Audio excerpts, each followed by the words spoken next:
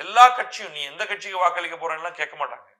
நம்ம ஊர்லயே திமுக, அதிமுக உங்க தெருவுல ஒரு கவுன்சிலர் ஒருத்தர் இருந்தா, அப்பா எனக்கு கொஞ்சம் ஹெல்ப் பண்ணுப்பா. எனக்கு வந்து வாக்குச்சீட்டே வரல. அல்லது என்னுடைய பேர் இல்லங்கிறாங்க. அப்படின்னு இங்க வந்து வேற காரணங்களும் இருக்கு. பட்டியல்ல உங்க பேர் இருந்தாதான் உங்களுக்கு ஸ்பெஷலா கவனித்துக் கொள்ளப்படும்.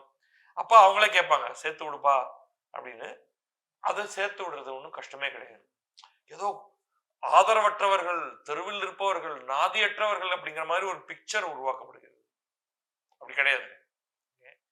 எல்லாரும் வந்து இந்த ப்ராசஸ்ல சொல்ல போனா நகரங்களிலும் மிடில் கிளாஸ்லும் தான் இந்த வாக்கு யார் செலுத்தவில்லைன்னு பாத்தீங்கன்னா அவங்க தான் செலுத்துறாங்க.